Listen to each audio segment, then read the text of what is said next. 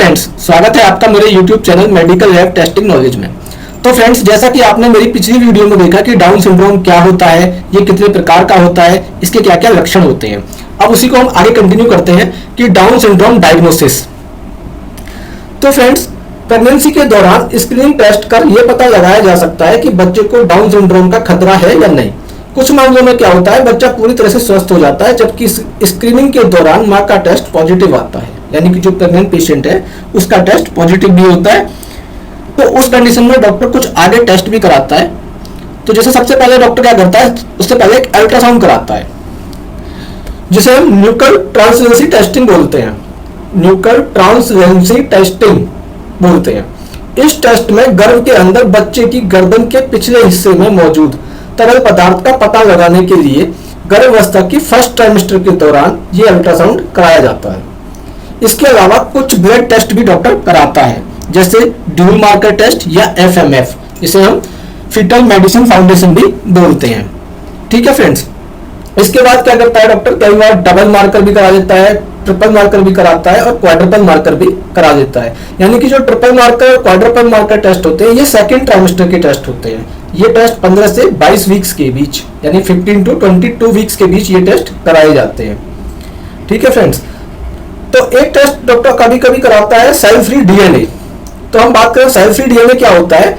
इस टेस्ट में माँ के रक्त, माँ के ब्लड में मौजूद बच्चे के DNA का अध्ययन किया जाता है।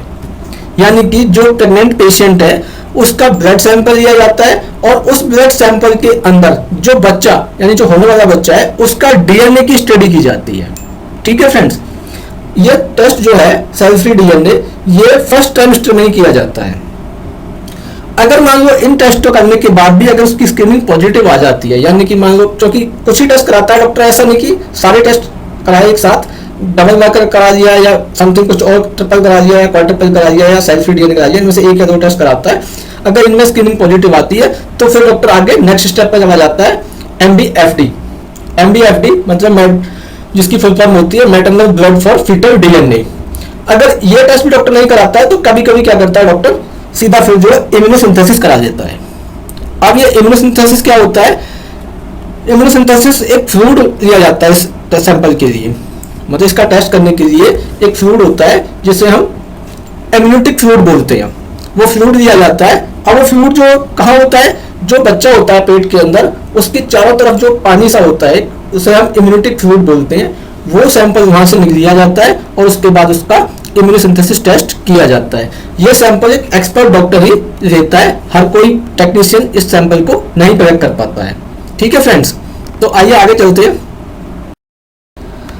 तो फ्रेंड्स, अब आता है डाउन सिंड्रोम ट्रीटमेंट, यानी कि डाउन सिंड्रोम का इलाज।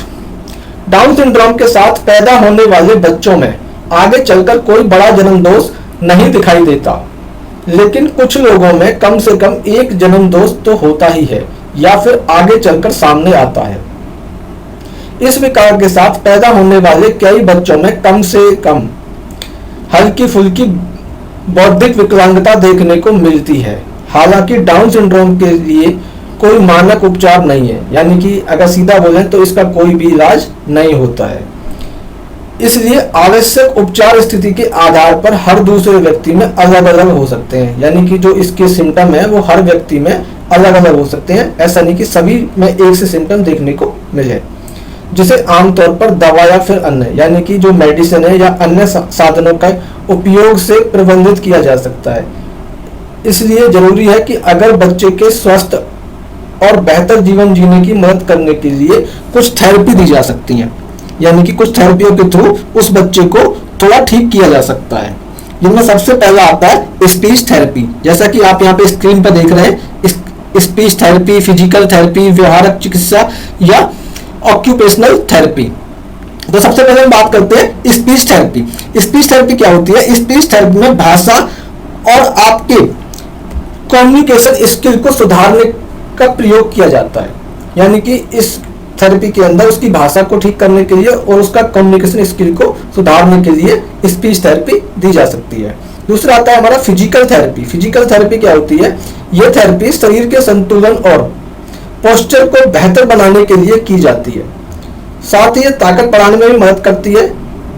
ये खराब मांसपेशियों के आकार, विशेष रूप से बच्चों के लिए, यानी कि सीधी सीधा बोले तो जो बच्चों का संतुलन, यानी कि जैसे अगर उसका संतुलन बिगड़ रहा है उसको ठीक करने के लिए फिजिकल एक्सरसाइज वगैरह इस तरह से डॉक्टर एडवाइस कर सकता है। तीसरा आता है हमारा व्यवहार चिकित्सा, यानी कि जिसे हम बिहेवियर थेरेपी बोलते हैं। बच्चों के जिद्दी हठी व्यवहार, यानी कि जो बहुत सारे बच्चे ऐसे होते हैं जो बहुत ज़्यादा जिद्दी होते हैं, उनको ठीक करने के लिए बिहेवियर थेरेपी दी जा सकती है। ठीक है। लास्ट आता है इसमें हमारा ऑक्यूपेशनल थेरेपी, यानी कि बच्चों में रोजमर्रा यानी कि एवरीडे के कार्यों के लिए आवश्यक कौशल सिखाने में मदद की जाती है। यानी कि जैसे कोई बच्चा है, अगर उसको जब जो रोज कोई बात बताएंगे या कोई रोज बोलेंगे उस चीज को हम, तो हो सकता है वो उस चीज को समझना शुरू करे।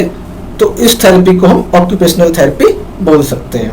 ठीक है फ्रेंड्स, तो ये हमारा पूरा कंप्लीट टॉपिक रहा। डाउन सिंड्रोम क्या होता है, डाउन सिंड्रोम के लक्षण क्या होते हैं, ये कितने प्रकार का होता है। ठीक है। इसके बाद हमारा था कि भाई इसमें कौन कौन सी स्क्रीनिंग टेस्ट डॉक्टर कराता है, ये इसका कोई ट्रीटमेंट है या नहीं है।